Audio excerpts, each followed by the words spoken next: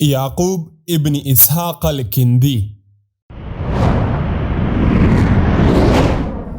د افغان دعوت چینل د شخصیت پیژندنې په لړۍ کې مو دا ویډیو د اسلامي نړۍ د ریاضي پوه، ستورپوه، فزیک پوه او د یوه لوی طبیب او درمل جوړونکي ابن اسحاق الکندي په ژوند جوړه کړې.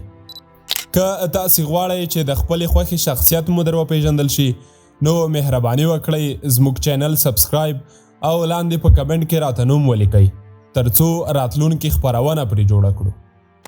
ابو یوسف ابن اسحاق الکندي په 800 میلادي کال په کوفه کې زیږېدلی و.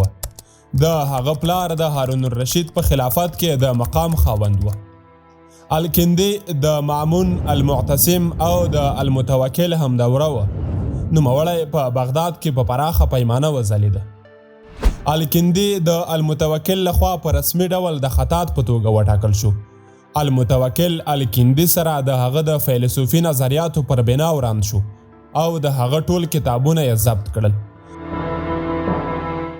بیا یې له څه مودې وروسته بیرته ور وسپارل. الکندي په کال 893 میلادي کې وفات شو.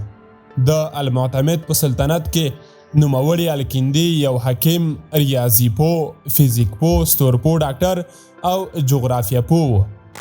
الکندي د خپلو کړنو له مخې د یو عرب فیلسوف په توګه نوم لاره. همداشان نوموړي د عدد په سیستم کې د ریاضي 4 کتابونه ولیکل چې دې کار سره د عصري ریاضي د یو لوی بخش اساس کېښودل شو. په دې کې شک نشته چې په عربي کې د عدد سیستم یوه لویه برخه د الخوارزمي لخوا ورغول شوه، خو الکندي هم په پوره توګه خپله پراخه ونډه پکې لرله. همدارنګه نوموړي الکندي په کوروي هندسه کې دې لپاره کار وکړ چې الخوارزمي سره د ستوري په پیژندنه کې مرسته وکړي. په کیمیا کې نوموړی د دې نظریې مخالف و چې ګوندې فلزات په قیمتي فلزاتو بدلیدای شي. د موجوده کیمیاوي نظریاتو په پرتله هغه په دې ټینګار کوه چې کیمیاوي تعاملات نشي کوای چې عناصرو ته د شکل بدلون ورکړي. په فزیک کې نوموړي د هندسي فایبر په برخه کې غوښنه برخه واخیسته او په دې اړه یو کتاب هم ولیکه چې روګر بیکن ته پاتې شو. وروسته بیا دا کتاب د یوه لارښود په توګه ساینس پوهانو لکه د درملو په برخه کې هغه د مخکښې برخې په اخیستو سره وکولی شول چې درمل په سیستماتیک ډول تشخیص او د ټولو درملو د خوراک ځانګړې اندازه په ښه شان روښانه کړي.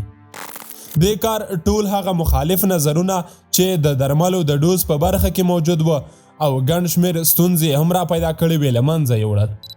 د نوموړي په وخت کې ډېر کم پوهان په ټنګ ټکور پوهېدل. نوموړي ګڼ شمېر داسې لیکنې رامنځته کړې کومې چې په دې برخه کې د یووالي او همغږۍ لامل شوې. هرې لیکنې یې ځانګړی اغېز درلود. د همغږۍ دوام د نوموړي لیکنو پورې اړه درلوده.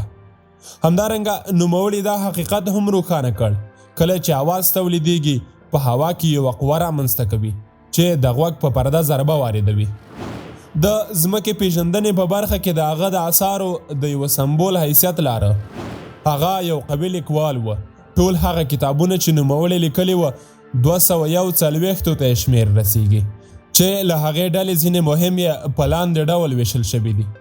په ستورپوهنه کې 60 کتابونه، په حساب کې 11، په هندسه کې 23، په درملو کې 22، په فزیک کې 21، په فلسفه کې 22، په منطق کې 9، په ارواپوهنه کې 15 او په ټنګ ټکور کې 7 کتابونه.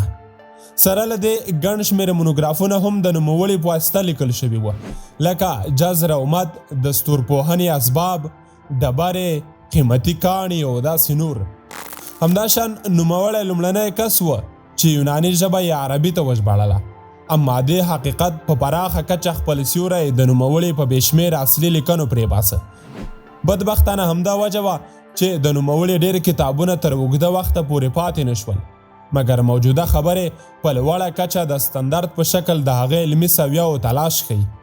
همدارنګه نوموړی په لاتین کې د الکندوس په نامه شهرت دلاره او ګڼ شمېر کتابونه یې د کریمونا جیرارد په واسطه په لاتیني ژبه وژباړل شول. د نوموړي هغه کتابونه کوم چې په منځنیو پیړیو کې لاتین ته ژباړل شوي وه په لاندې ډول دي: رسالة دار التنجیم، اختیارات الایام ارسطو، الموسیقا، ماده و جزر او ادویه مرکبه. په هغه زمانه کې د الکندي اغیز د ساینس او فلسفې په ارتقا او بیا رغونه کې ډیر مهم و. په منځنیو پیړیو کې الکندي له 12 غوره مفکرینو څخه وبلل شو. په حقیقت کې د نوموړي کار او فعالیتونو د راتلونکو څو پیړیو لپاره په ګڼ شمېر مضامینو کې د پرمختګونو لار هواره کړه.